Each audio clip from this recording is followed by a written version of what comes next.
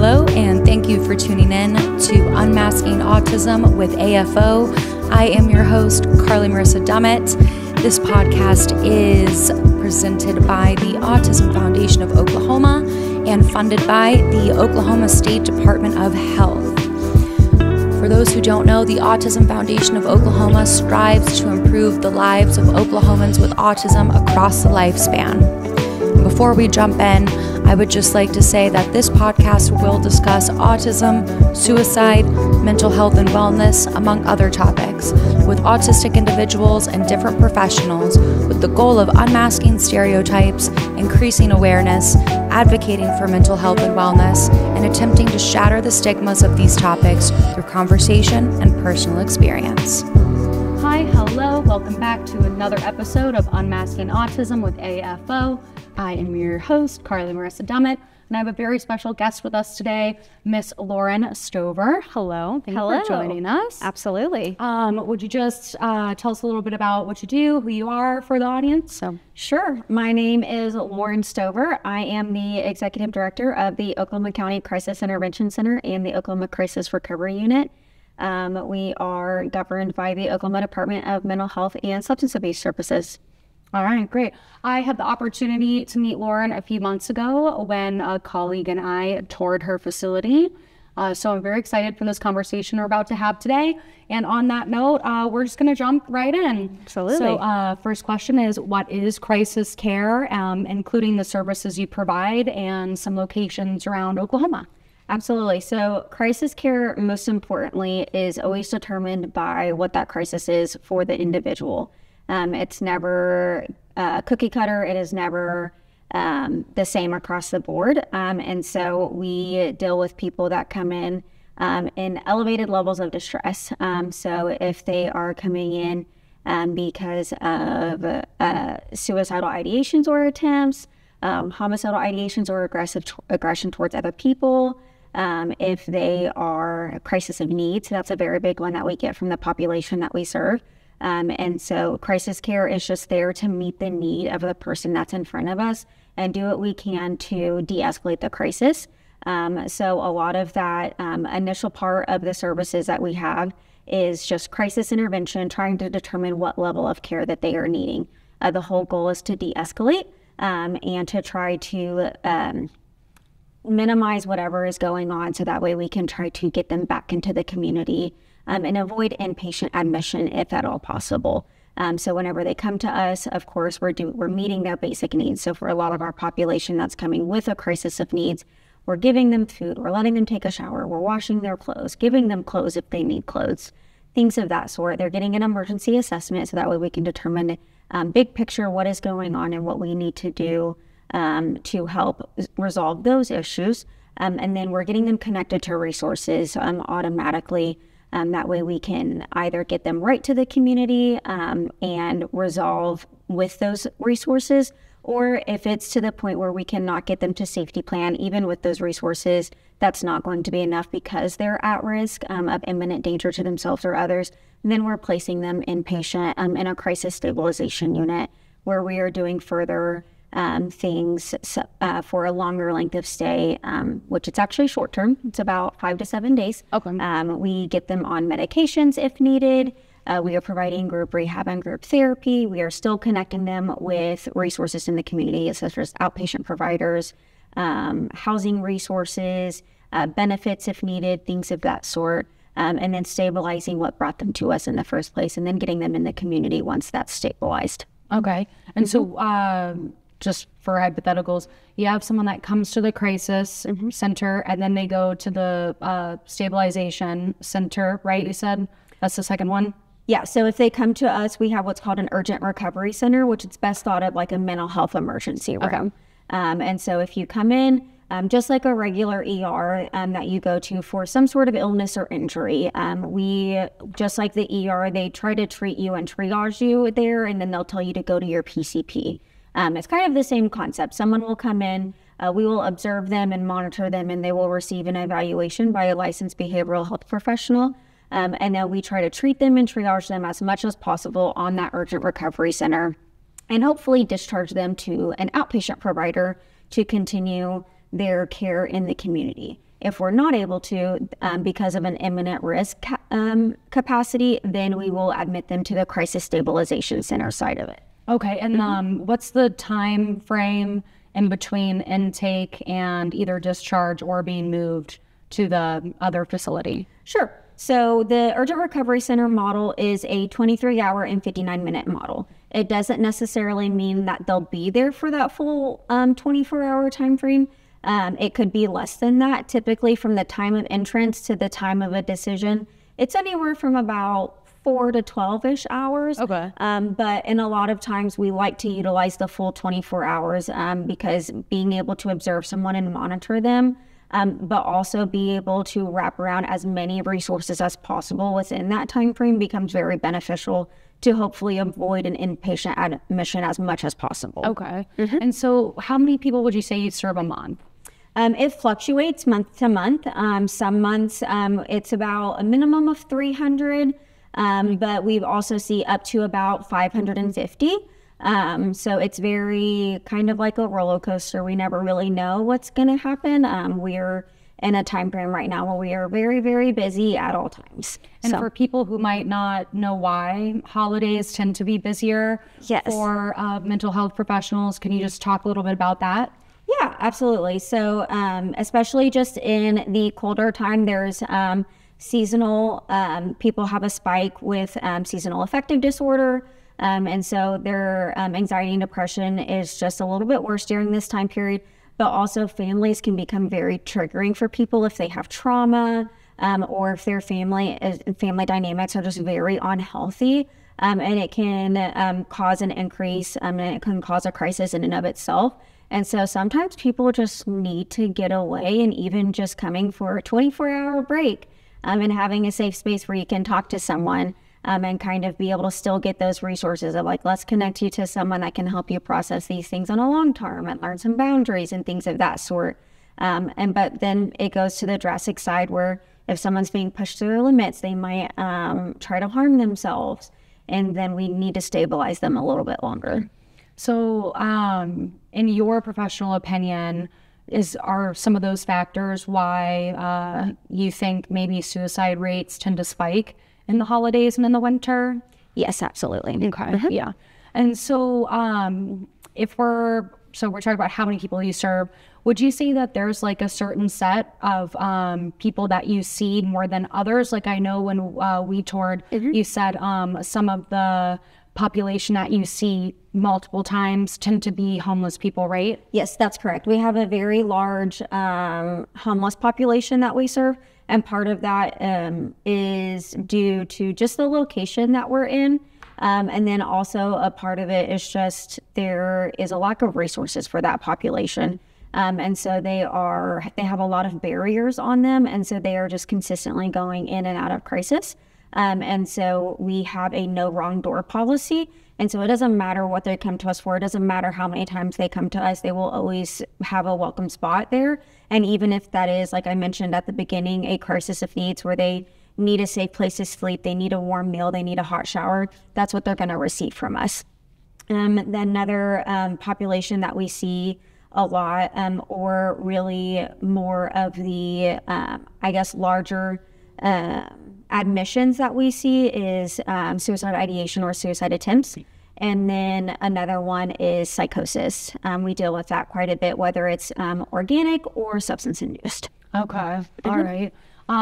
For people who might not know, and also my psychosis has always been a term that I don't think I quite understand. Sure. Like, so what, can you just give a tiny little bit about what is psychosis? Sure. So if someone is experiencing things of delusions, so they might have delusions of persecutions.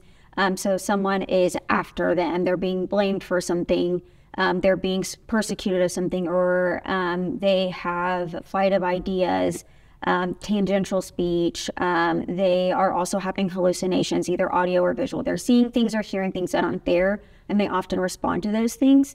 With hallucinations, there's also command hallucinations. So the things that they're seeing or that are talking to them are telling them to do things that could be harmful to themselves or other people.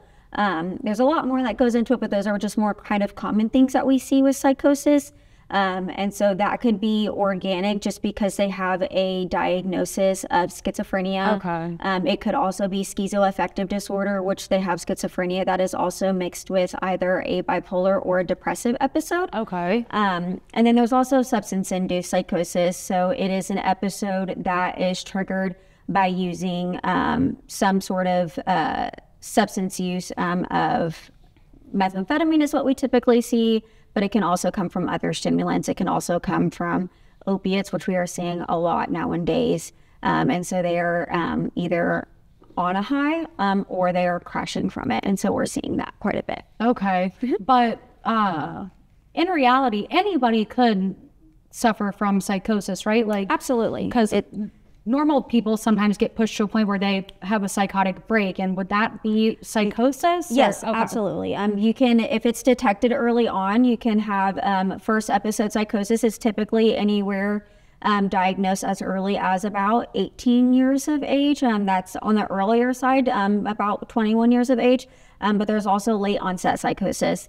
And you're not seeing it until they're about in their 30s or so. Okay. And so, but mental health does not discriminate, including psychosis. So it is not, mental health is genetic, but you could have no type of mental health history in your family, and then suddenly you're impacted by it for no other reason outside of it just happens. It doesn't discriminate. Yeah.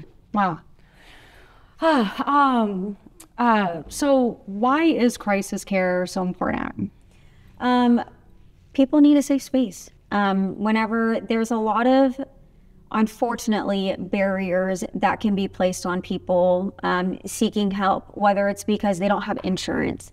And so what I love about us is that, and this isn't specific to us because other people do this, but what I love about at least working for the department is that we don't have these barriers. We see people no matter what. It doesn't matter if you have insurance. It doesn't matter if you have income. Like no one is banned from seeking care from us. It doesn't matter what your criminal history looks like. It doesn't matter what behaviors you engaged in the last time that you were there with us. We're going to see you no matter what. We're going to treat you as if that never happened. And so the people need to be able to have a place that they can go to and people that they can turn to that aren't going to turn them away and aren't going to judge them and are going to be able to look at them like people and help them navigate that crisis. Because when you're in a crisis, your the chemicals, your dopamine and your serotonin and things of that sort, it's at a level that it doesn't know how to come back down from. Your body is not at homeostasis, and you need help getting back to that, whether that's, again, you just need someone that's going to bring you in and let you sleep, or you need someone that's going to bring you in and let you just talk and process and then say, okay, how about we get you connected to resources in the community and get you back out there? Or you need someone that's going to say, you're not okay, and that's fine. We're going to get you the help and make sure that you're okay. We're going to get you on medications, and then we're going to get you connected to resources such as housing, such as outpatient services, rehab if it's needed. There's a lot of different resources and connections that we have available whenever someone is in crisis that can be very hopeful for someone. And sometimes it can be a last option for someone. It can be the catalyst of years and years of trauma and anguish, and it can be the thing that opens a door for them to say, oh, I can be okay. Not gonna cry because that's Tears are welcome. Tears are welcome. No, I really like what you said though. Having a place where people can just be looked at as people. I think we're all aware, especially you, I'm sure, working so directly in the field, but mental health still does have a stigma. Yes. Even being homeless has a stigma, and yes. You know, some homeless people are not homeless because they want to be. Or my friend works at the Homeless Alliance, and that's where I hear from her. So I really like that you said like a place where people can be seen as people. I think that's so important. And also, just for anyone listening, if you are in crisis and you don't have insurance or anything like that, Come see me. Yes, just repeating what she said. Those things do not matter. They're not going to turn you away. Before we move on to our last question, I do just want to talk about a little something that I thought was very interesting when we toured your facility. You mentioned how people dump people at the crisis center. Can you just shed some light on that situation for people? Yes. So a lot of times where we see this occurring is in the population where people are developmentally delayed.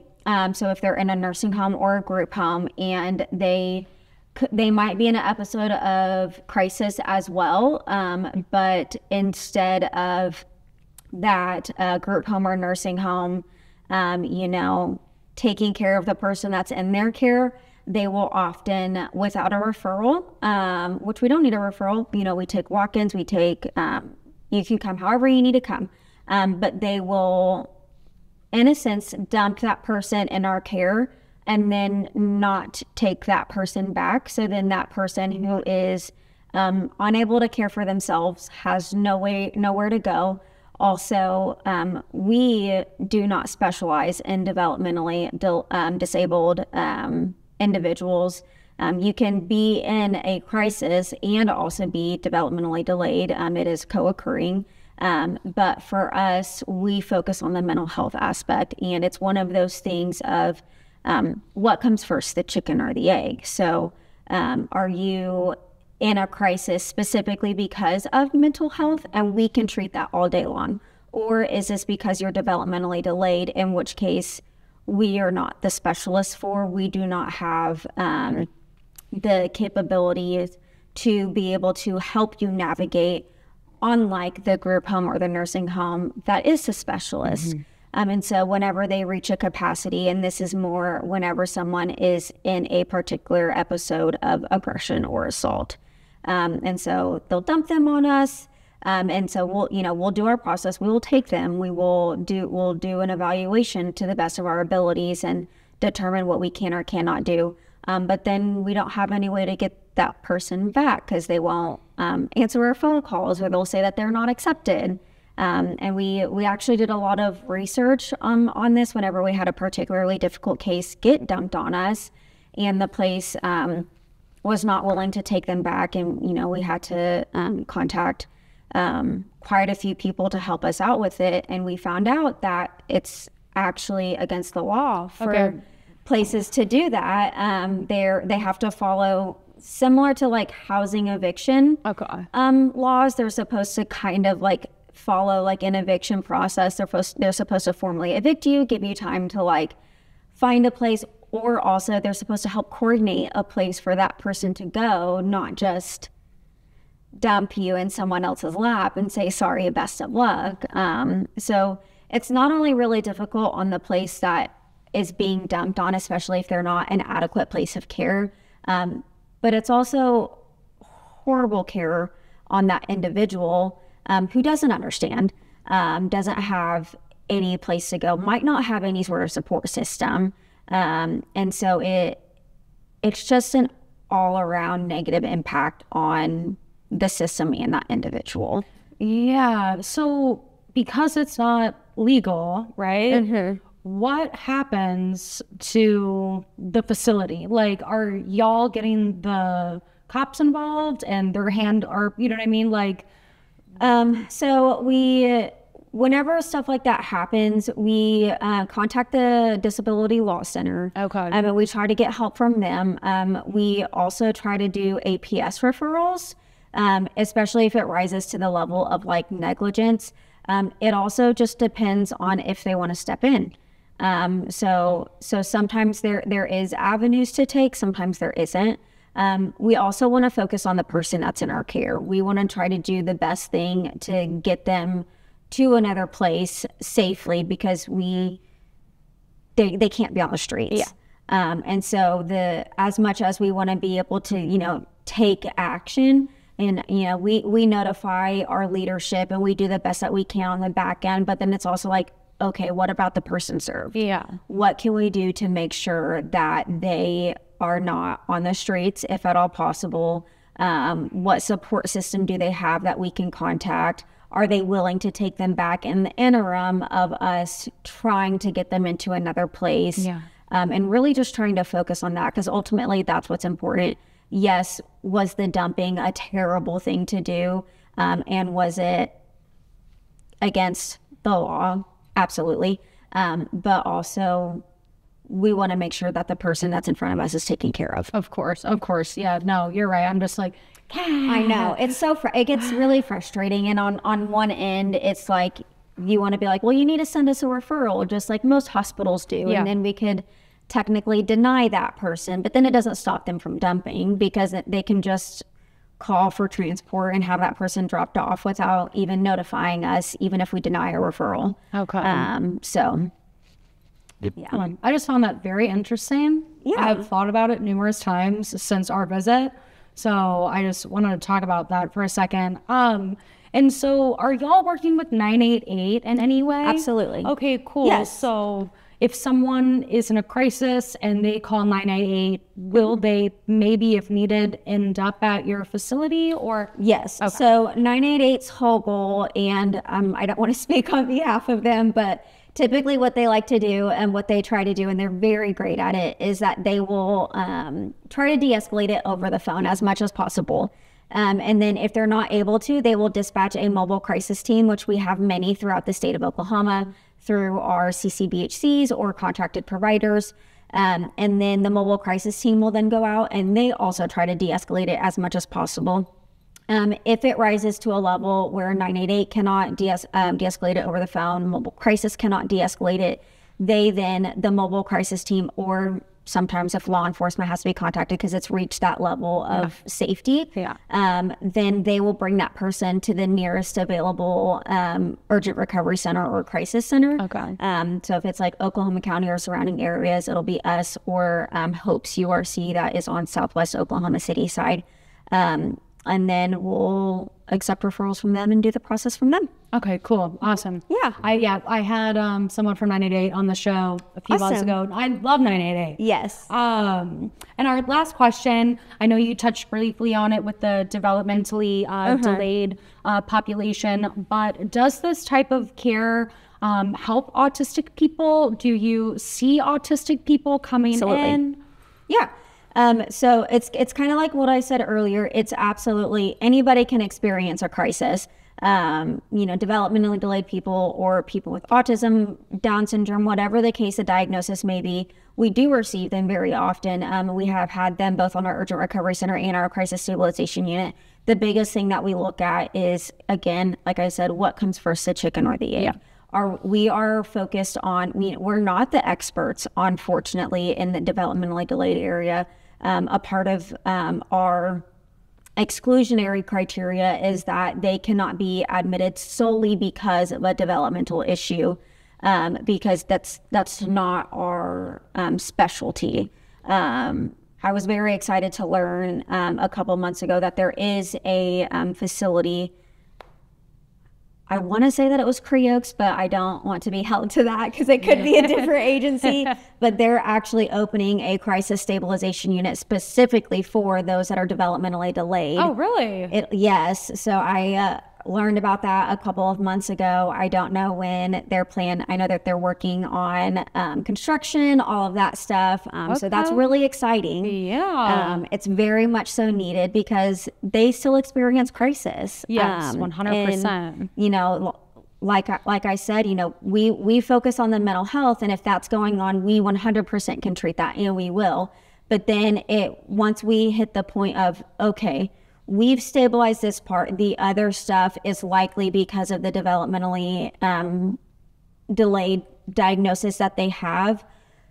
That's kind of our stopping point because we don't know at that point how to help them, so to speak. And we're constantly like learning and navigating and like, what can we do to better help this population?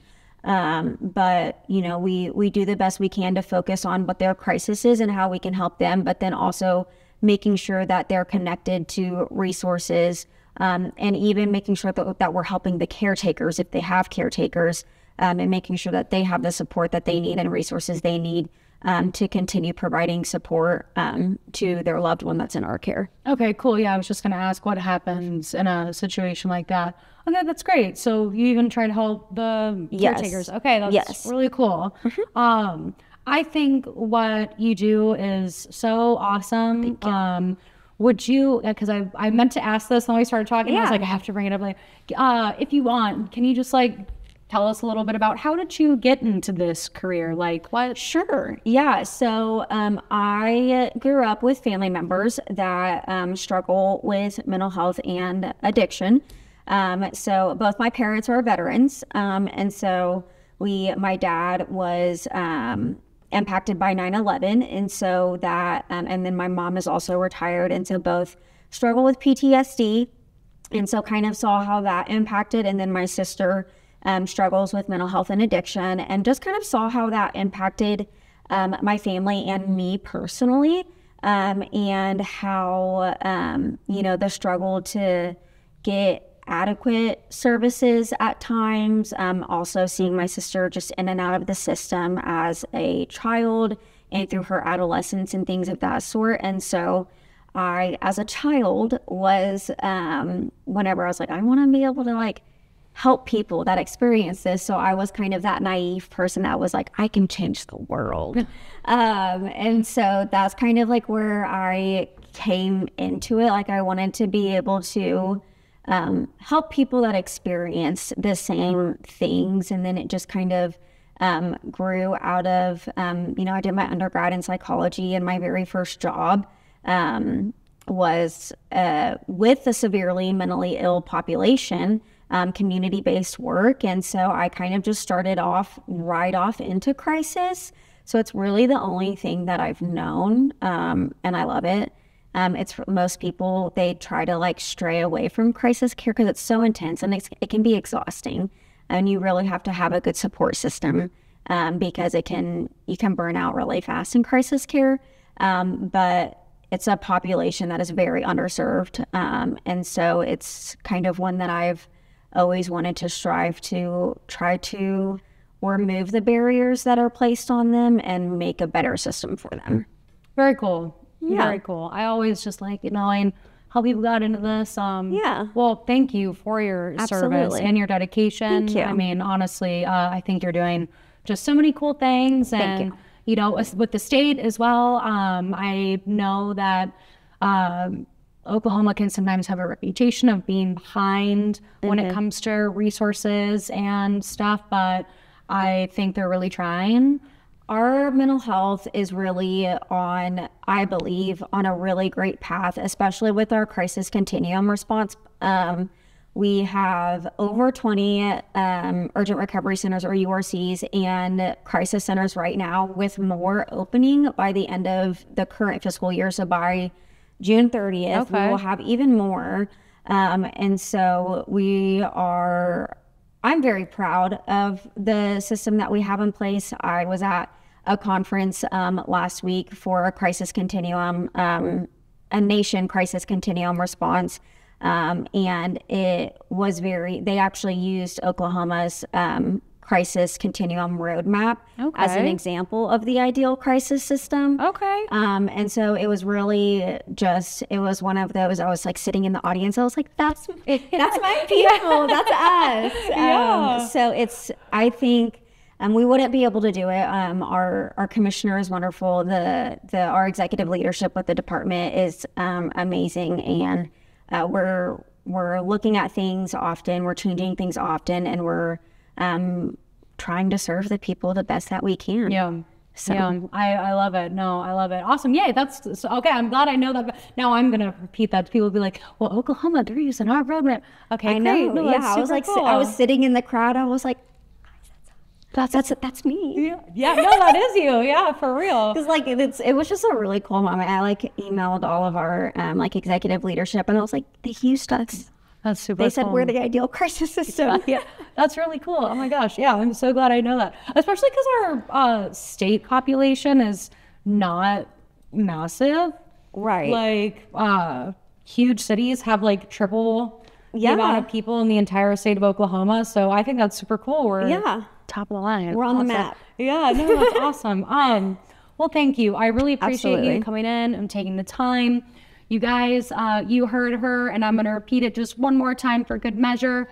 If you are in crisis, you can visit a crisis or an URC Urgent Recovery Center in Oklahoma and get the help you need and get connected to the resources you need. I'll put the website to her Urgent Crisis Center, or nope, I asked up URC in the description of this video. And besides that, thank you again, and we'll see you next time. Thank you. Thank you.